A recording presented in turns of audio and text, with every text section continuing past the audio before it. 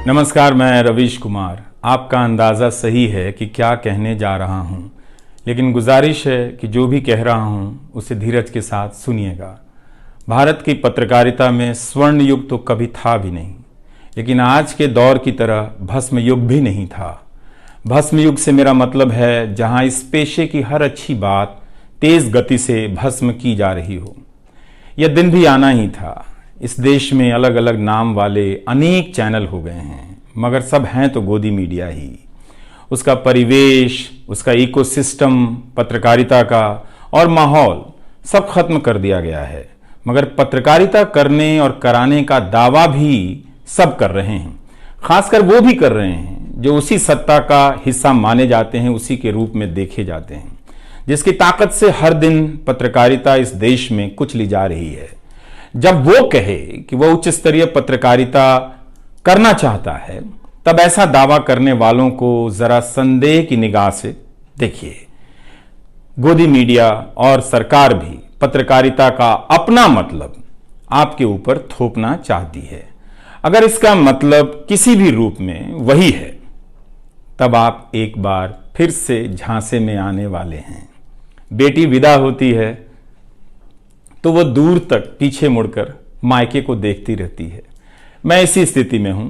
अभी मुड़कर देख लेने दीजिए, फिर कभी विस्तार से एनडीटीवी की बात करूंगा, लोगों के बारे में और एनडीटीवी के बारे में, डॉक्टर रॉय, राधिका रॉय के बारे में भी।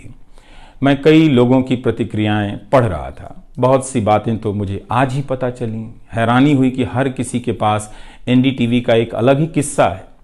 वाकई उन 27 वर्षों के बारे में ठहर कर और संभल कर बात करने की जरूरत है। एनडीटीवी ने एक चीज सिखाई कि टीवी में और टीवी का एक ही मतलब होता है, टीम। एंकरों के स्टार बनाए जाने के बाद यह धारणा टूट गई, मगर आज भी टीवी के बुनियाद में यही है कि जितनी अच्छी टीम होगी उतना अच्छा काम होगा। अभी इस बात को यहीं रहने देता हूं, कभी किसी और वक्त के लिए, तब जब आप भावुक ना हों, तब जब मैं भावुक ना हूं कि एनडीटीवी छूट रहा है। आज की शाम एक ऐसी शाम है जहां चिड़िया को उसका घोंसला नजर नहीं आ रहा, क्योंकि कोई और उसका घोंसला ले गया है, मगर उसके सामने थक जाने तक एक खुला आसमान जरूर नजर आ रहा है।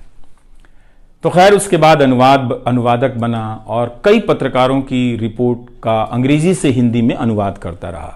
इसके बाद मैं रिपोर्टर बन गया और फिर मेरी दैनिक रिपोर्ट की अलग यात्रा शुरू होती है। रवीश की रिपोर्ट से काफ़ी कुछ सीखने को मिला। तो इस तरह से यह एनडीटीवी में ही संभव हुआ कि एक चिट्ठी छांटने वाला इसके एक चैनल का ग्रुप एडिटर समूह संपादक बनता है और आज उसे छोड़ रहा है, इस्तीफा दे रहा है।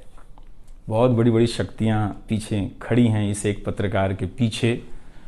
तो स्वाभाविक है कि ये नौबत आनी थी, इसका अंदाज़ा मुझे पहले भी था। लेकिन जिस दिन आता है उस दिन अच्छा तो नहीं लगता है।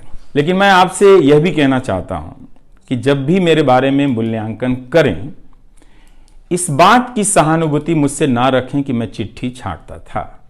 मैं उनकी तरह नहीं हूं कि अचानक चाय बेचने की बात करने लग गया, उतर रहा हूं जहाज से, बात कर रहा हूं चाय बेचने की। सहानुभूति के लिए या फिर अपने संघर्ष को महान बताने के लिए मैं ऐसा नहीं करना चाहता। इस देश में हर किसी का संघर्ष ही पहाड़ चढ़ने के जैसा है। आप एम्स के बाहर मरीज जो खड़े हैं, उनके परिजन जो खड़े हैं, उनसे मिल लीजिए।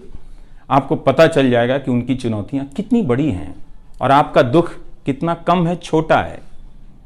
लेकिन आज के दिन मैं आप सभी के बीच दर्शकों की बात करना चाहता हूं। इस दौर में कुर्सी पर बैठे किरदारों को टूटते हुए देखा, सबने देखा। संस्थाओं को भस्म होते देखा, आपने देखा। नफरती तूफान में लोगों को भटकते देखा, मगर मैंने इसी दौर में एक नई संस्था भी बनते देखी है। वह संस्था है जनता की संस्था, दर्शकों की संस्था। दर्शक ही अपने आप में इंस्टीट्यूशन बन जाते हैं। आप दर्शकों की संख्या भले कम है, मगर आप दर्शकों ने मिलकर जर्जर किए जा रहे इस लोकतंत्र में जनता नाम की संस्था का पौधा सूखने से बचा लिया। एनडीटीवी में मुझे जब भी अवसर मिला मैंने जान लगा दी। मैंने कभी उन अवसरों को अपने लिए नहीं देखा, बल्कि यही सोचा कि ये अवसर मुझे आप दर्शकों के लिए मिला है, इसलिए उन सभी अवसरों को आप दर्शकों की कहानियों से भरता चला गया और मैं आप दर्शकों का होता चला गया। आपका दावा मुझ पर बहुत बड़ा है, मैं जानता हूं। मेरे आगे दुनिया बदलती रही, मगर टेस्ट मैच के खिलाड़ी की तरह पिच पर टिका रहा। पर अब किसी ने मैच ही खत्म कर दिया है, उसे T20 में बदल दिया है। जनता को चवन्नी समझने वाले जगत सेठ हर देश में हैं, इस देश में भी हैं। अगर वो दावा करें कि आप तक सही सूचनाएं पहुंचाना चाहते हैं, तो इसका मतलब है कि डॉलर अपनी जेब में रखकर आपकी जेब में चवन्नी डालना चाहते हैं।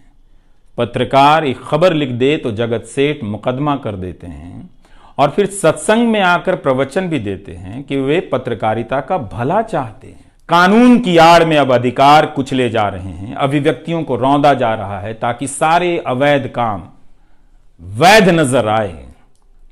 इस समय मेरे रास्ते निश्चित नहीं हैं, निश्चित हैं तो सिर्फ हौसला है। उसका भी क्या भरोसा, कभी आसमान में होता है, कभी पाताल में।